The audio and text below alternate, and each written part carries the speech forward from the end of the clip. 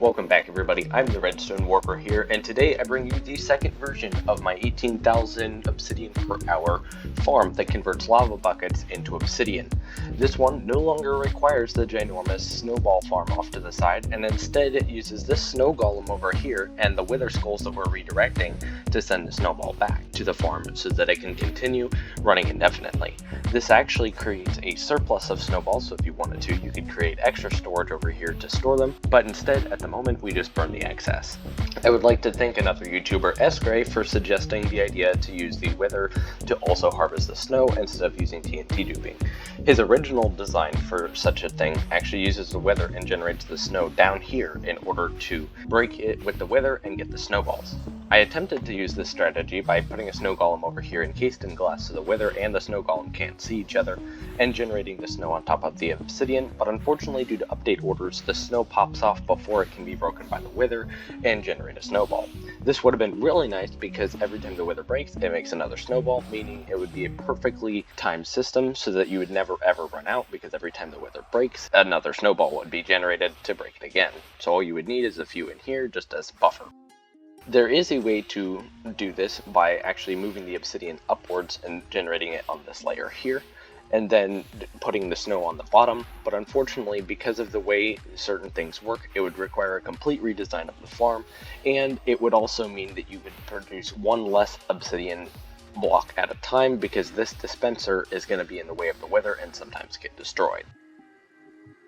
If we take a look over here, you can see the snow golem is producing snow on this obsidian here, and it is then getting destroyed by the wither skulls and picked up by the hopper. Now you can see that that closest hopper is taking damage, but it never gets destroyed because it regenerates its health by the time the next one hits. I've tick warped this for hundreds of hours, and it's never broken once.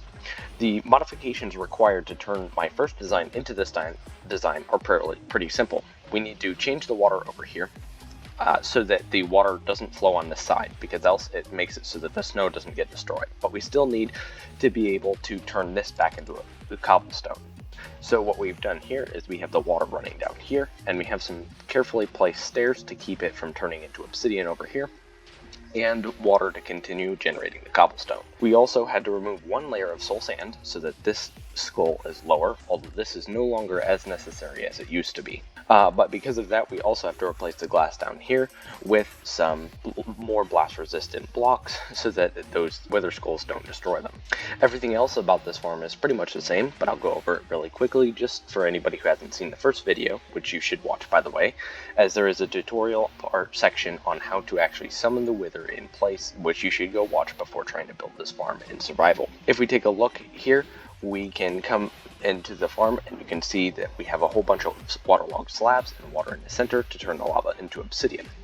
If we just come over here, we can turn on the farm, which activates the clock above, so that every time the clock pulses, it dispenses one bucket of lava here, turning into obsidian, as well as firing a snowball to activate the wither's block breaking ability so that it breaks the obsidian directly afterwards.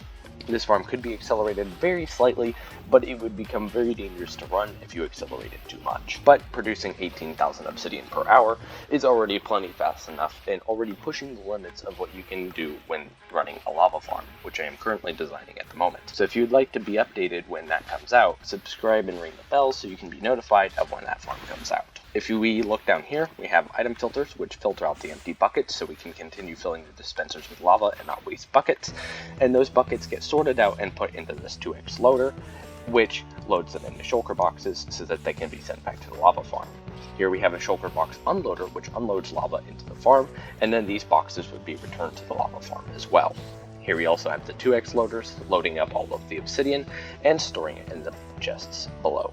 Some important things to note that you should do when building this farm that are in addition to the tips that I gave in my last video. When you're placing these boats in to get ready to summon the wither, you should just not put this glass contraption here at all. That way, if you have to put in more boats and modify things as you're trying to summon in the wither, it's not in the way. You should also summon in this snow golem first, because trying to do this in survival with the wither exploding right here, damaging you all the time, would be kind of difficult. Make sure that these are either crimson or warped stem, fences so that they don't burn by the lava with fire tank. One additional way, if you wanted to get the snow golem in after the wither has been summoned in, you can place some blocks like obsidian here to temporarily block the skulls that would fly up here.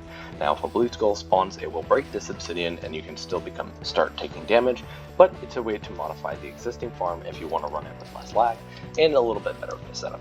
That's also a lot smaller. Anyways, that's all I have for you today. This has been the Redstone Warper, and I'll catch you next time. Thanks for watching.